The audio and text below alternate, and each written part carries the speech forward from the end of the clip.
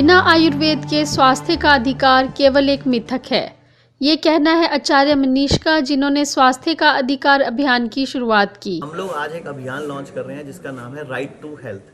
अगर हम संविधान की बात करें तो संविधान में आर्टिकल 21 के तहत हमें सम्मानपूर्ण जीने का अधिकार है, लेकिन हम बोलते हैं कि जीने का अधिकार बिना स्वास्थ्य के अधिकार के संभव ही नहीं है, यानी कि वो पॉसिबल ही नहीं है। कैसे हम बिना स्वस्थ जीने के अधिकार को हम उसको माने।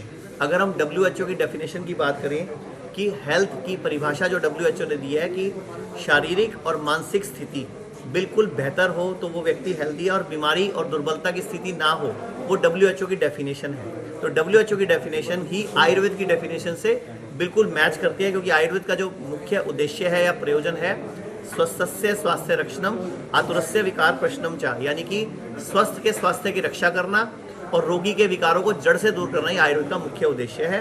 तो हम आपके माध्यम से पूरे देश की जनता से और भारत सरकार से ये मांग करते हैं कि राइट टू हेल्थ को एक कैंपेन बनाकर इसको हम लॉन्च कर रहे हैं, क्योंकि हम लोग चाहते हैं कि हर व्यक्ति स्वस्थ जीने के अधिकार के साथ जिए, और स्वस्थ जीना बिना आयुर्वेद के संभव नहीं है। बेसिकली राइट टू हेल्थ ये धीरे धीरे ये राइट टू आयुर्वेदा में कन्वर्ट होगा, क्योंकि राइट टू आयुर्वेदा के बिना कैसे राइट टू हेल्थ है। अगर हम बात करते हैं अपनी किचन की, तो शुरू से हम जो मसाले इस्तेमाल करते हैं वो मसाले बेसिकली हमारे जीवन का आधार थे। हमारे शरीर की इम्यूनिटी को बढ़ाने के लिए, टॉक्सिन्स को निकालने के लिए, हमें अंदर से मजबूत बनाने के लिए हमारे घरों में था। लेकिन जो ये मेडिकल फार्मा है, जो फार्मा माफिया है, उस माफिया ने एलोपैथी के द्वारा हमारे देश में इतने सारे मिथ, इतने सारे गलत प्रोपेगेंडास फैला दिए, जिसकी वजह से आयुर्वेद कहीं ना कहीं पिछड़ गया। तो हम दोबारा से उस आयुर्वेद को और उस आयुर्वेद की पद्धतियों को और आयुर्वेद के उस विज्ञान को सामने लाने के लिए right to health campaign launch कर रहे हैं। देखिए, IMA शुरू से ही लोगों को बरगलाता रहता है। जैसे कि मैंने अभी एक बात बोला कि अगर हम डिग्री की बात करते हैं, डिग्री की फुल फॉर्म जो है वो BMBS है, लेकिन शुरू से उन्होंने MBBS लिखा ताकि लोगों की नज़रों में जो आयुर्वेदिक डॉक्टर और होम्योपैथिक डॉक्टर है वो तो लगे बैचलर और इनकी डिग्री लगे मास्टर्स, जबकि ऐसा है नहीं। डिग्री सेम है। जैसे हम B.Ed, BA, BCom, BSc सब कुछ B से बैचलर से लिखते हैं ना, तो इसलिए उस डिग्री का नाम भी BMBS होना चाहिए, जो कि इन्होंने MBBS लेके छलावा। बेसिकली शुरू से ही IMA या एलोपैथी ये मेडिकल माफिया के साथ साठगांठ करके उनसे फंडिंग लेकर अपनी गाड़ी चलाती है। तो शुरू से ही इन लोगों को आयुर्वेद को किसी भी तरह का अधिकार मिलता है, इनको तकलीफ होती है।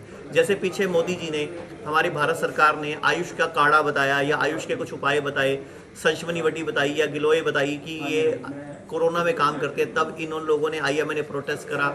अभी जो हमारे सर्जन को, आयुर्वेदिक सर्जन को जो अनुमति मिली सर्जरियों की, जो कि पहले से हजारों साल से हमारी है, सुश्रुत की है। अगर आप एलोपैथी की बुक भी उठाओगे ना, तो उसके पेज पे फादर ऑफ सर्जरी सुश्रुत को लिखा गया, और सुश्रुत आयुर्वेद के ऋषि थे। और सुश्रुत और चरक दो ही तो सिद्धांत पढ़े जाते हैं।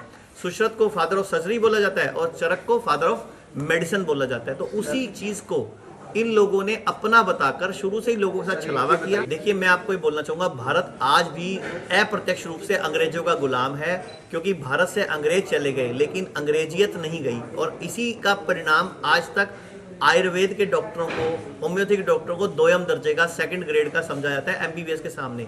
तो इसी डिमांड के लिए अभी हम जल्दी ही पंजाब हरियाणा हाई कोर्ट में एक याचिका भी लगाने जा रहे हैं, जिसमें हम ये MBBS का नाम BMBS करने की बात भी करेंगे, राइट टू हेल्थ कैंपेन की बात भी करेंगे। और सबसे बड़ी बात जो आपने बात उठाई कि MBBS और BMS दोनों को समान अधिकार मिलने चाहिए। जैसे कि अगर उनके अलाउड होते हैं सिग्नेचर किसी भी तरह की गवर्नमेंट ऑर्गेनाइजेशन में, तो इनके भी अलाउड हो। मैं आपको एक छोटा सा एग्जांपल देता हूँ।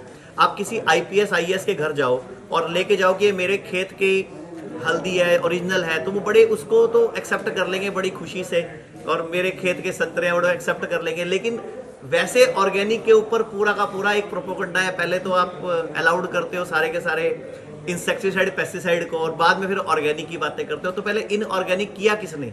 ऑर्गेनिक को, हमारे जो फसलों को खराब किया किसने? पहले तो बीमार पकड़ो, क्योंकि जितनी भी बड़ी कंपनियां हैं जो बनाती हैं पेस्टिसाइड इंसेक्टिसाइड, उन्हीं में से कितनी कंपनियां बाद में केमिकल वाली दवाइयां भी बनाती हैं।